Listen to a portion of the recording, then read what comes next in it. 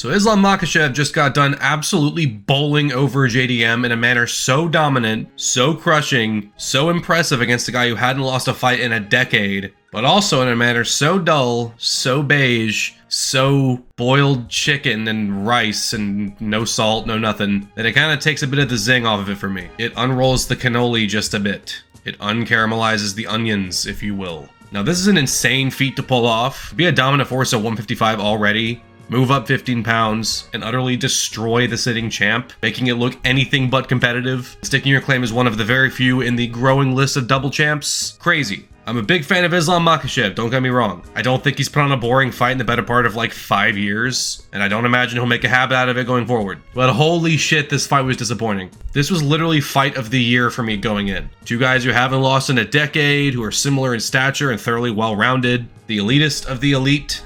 They were going to duke it out over the full 25 minutes. I saw it going to a decision, but a bloody one. And I saw the fight as a coin flip. It was 50-50 for me. I felt very similar going into this one that I did in the DDP Chimaev fight, where with this one as well, I couldn't fathom it not delivering.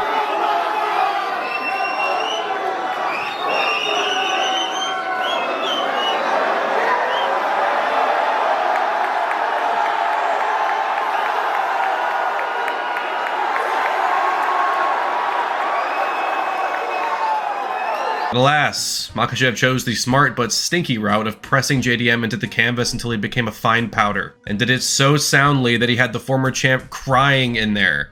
Jack was getting his clam pistol whipped so hard, and he was so perplexed that he was borderline in tears. That's rough. It's not to say that he didn't also be Madeleine on the feet, but it was mostly a wrestle fucking clinic. And good job, Makhachev. Great work. Number 4 on the GOAT list for me. But I wanted this fight to be so good, dude. I wanted it so bad. I can't help but feel deflated. This is literally verbatim the exact same feeling going into a fight in the following aftermath that I went through with the DDP Chimaev one. It's actually uncanny how similar both of these situations are. I feel like I'm just writing the same script here.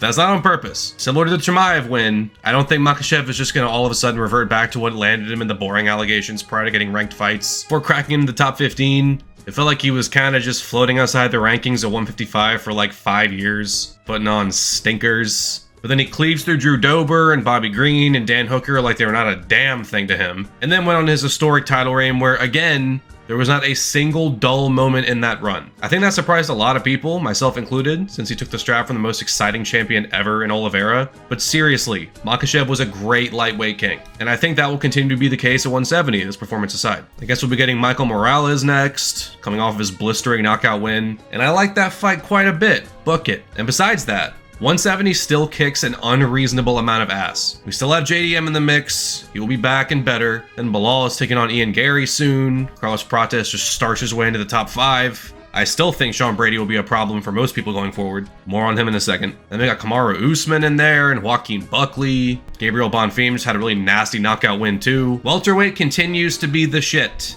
This boring ass fight doesn't change that for me. But here's the thing, I was a little biased going into this one because I so desperately wanted JDM to keep his belt. Not because I didn't want Makhachev to make history, not because I didn't want him to win, or because I like him less, but because this outcome right here leads us directly into a fight that I do not want, not yet. And I will be very irritated if they make it next. Go away. Defend your belt that you just got a few months ago. Stop trying to speed run what everyone else puts in the hours racking up defenses for. I've said it before, but I didn't mind Topuria moving up to 155 as quickly as he did, since the weight cut was the main issue, and taking out the two goats of 145 first made it feel more reasonable. Like, fair enough, go ahead. But there are fights we want to see at 155, and we're not playing this McGregor going away to fight Mayweather and holding the belt hostage game again. It's bad enough that he's stalling out lightweight waiting for the outcome of this fight to make his decision. Would we be stalling out 170 twice in a row? Fuck out of here, man. This fight right here made perfect sense.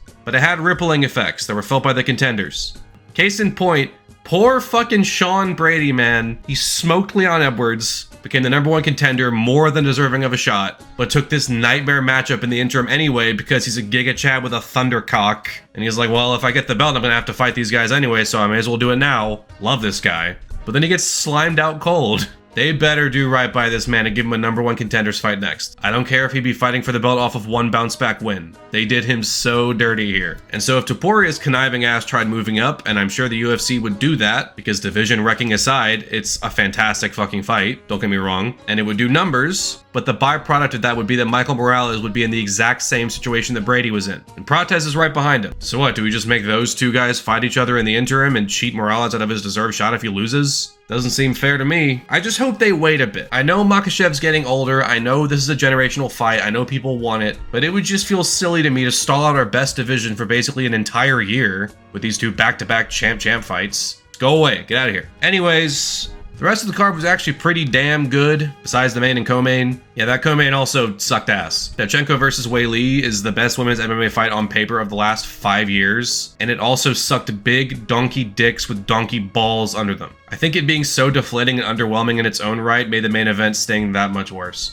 But the Wellmaker versus Ewing, that's how you say his name? Barn burner. Genuinely impressive submission win by Blanchfield. An explosive knockout wins in a row by Bo Nickel, BSD, Protez, and Morales made it more than a night to remember. And that momentum leading into the co-main was insanity. And I think most people expected that and the main were going to be back and forth chess matches. This was seriously one of the best pay-per-views of the last few years going in. But instead, what we got was smelly and hairy and covered in toenail clippings. Oh well, the candlemaker heads explode, I guess. Anyways, Makhachev is creeping up on the top 3 GOAT status for me. This is still an outstanding achievement. We can't forget that. I'm excited to see what he does next. Just please don't fight Morales like that, though. I beg of you.